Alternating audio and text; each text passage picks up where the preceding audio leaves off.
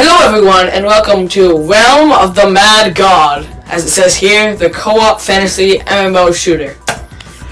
So this is Angus from Emulator Innators, and I'm doing this along with my other Let's Play of the Zelda A Link to the Past. Basically what this is, it's a MMO RPG top-down shooter permadeath. So once you die, your character's gone for good and you have to start over. Now when you start the game, you can only be a wizard, you go through a tutorial, blah blah blah, play a little bit, unlock these classes, but as normal, we'll start with the wizard. The wizard deals damage from a long distance and blast enemies with powerful spells. 1 of 5 class quests completed, best level achievement 11, best fame achievement 31, next goal 150 fame, earn 150 fame with a wizard, which is actually really hard, so yeah. So the way I'm probably going to be organizing this, well, this is next here, this is basically just like the area you are while you're waiting for stuff. This is your bank. You only get one at first. You can basically bring back items for your other class times, because you can't come back here without dying, because if you die, your character's gone forever. Yay! So if we enter here, let's go into the server. And here we are in the world. You can see there's a bunch of other people. Now you start right by the beach. You start on the beach, and as you go farther into the world, it becomes more and more dangerous, stronger and stronger monsters, and that's when you tend to die. That there's an Iron Mail, I can't use that, that's for the Warrior Knight and Paladin. But yeah, so on the beach, you'll see really weak enemies here that only shoot like one projectile. They're not hard at all to beat. Really, you can one-shot all of them, and it just gives you a little bit of XP. You need 50 to get your first level up. Now, I don't like it. There's some people that just sit here and get up a couple levels, but that takes a while, and that is boring. But yeah, so the way I'm going to be organizing this series is basically I'm going to be doing it on parts of a life, well, parts of a character, I guess, and then after that character dies, unless it was a terrible time, I'm going to be moving on to another class. So yeah, okay, you can see chat box. Now you have the weapon, which the number of shots with these, damage, range. This spell, if I press space, it'll shoot it from there. And that's whatever this is, 30 to 50, range 60, and AB cost 30. Press space in the will to use. This is just a health potion, you shift click to use it. That would be if I had a robe, which is basically armor. And this would be an accessory, so it's a ring, which just gives you a buff. Now, down here, chat box, these are players that are quote-unquote in my party that I can actually select and look what they have in their inventory, or I can teleport to them. Now, what tends to happen a lot when you go into the bigger enemies, to really fight them, and you need to have a bunch of really high-level characters, which can take a while to get. It takes a really long time to get your character up, then often you end up dying, and oh god, oh god, oh god. See, this is what... well, I'll just head in here. This is a pirate cave, but I'll just finish explaining here because this is safe area.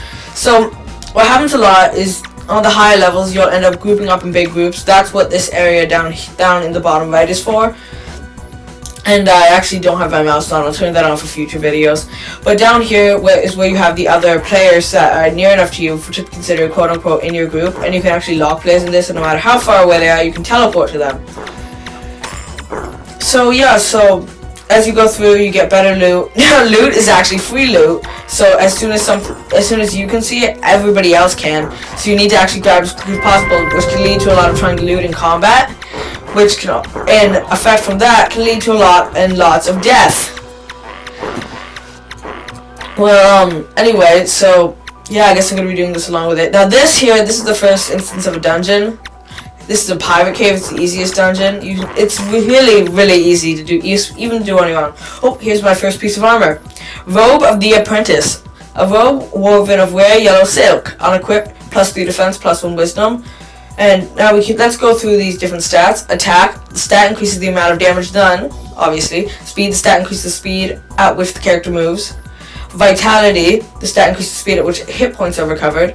Defense, this stat increases the amount of damage taken, again obviously. Dexterity, the stat increases the speed at which the character attacks, which is very useful. Wisdom, the stat increases the speed at which magic points are recovered. So those are all the stats. Generally the armor, for the sorcerer and stuff, the armor and rings also will buff those stats, and that's how the rings generally help you. This is longsword, that's used for the more warrior-like classes. So yeah, we have to. We're in here to kill Dreadstump, the Pirate King. Actually, in the tutorial, there are a bunch of weird things like that. In the tutorial, you have to fight the evil chicken god. But yeah, so it doesn't take itself seriously. You're not really gonna make friends. See, that's worse. +2 defense. It's only +2 defense. That's a crossbow usable for ranger or huntress. But again, you're not really going to be making like long-term friends like you would in a lot of MMOs, because it's permadeath. So if once you're dead, you are dead forever. Yay! What's this? Oh, longsword. So I guess this is a lot. It's a very simplistic. It's not super complicated. I don't know, but yeah, I guess. New enemies, these are all just plain pirates. They shoot cannonballs. Nothing really super. It's not like they have like different skins for them or anything. That's a bronze helmet that's used for a warrior, blue steel dagger, rogue assassin, trickster. There's another rope with the apprentice. There's no reason to really double stock items unless you plan on bringing them back to your vault. But yes, generally you want to just stock up on potions in these slots. Oh, here's the boss battle. This is Dreadstump. He's not that difficult. He'll just shoot a bunch of, once you start attacking him, he'll start shooting a bunch of small attacks, and then every short period of time, we'll shoot a cannonball at you. He's really hot. He's really, really easy.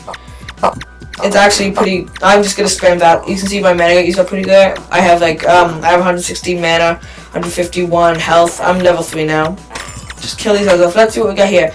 A Serpentine Staff. A staff powered the magic of Senyo's minions. Shots 2, damage 20 to 40, range 8.6. Used by Wizard, Necromancer, Mystic.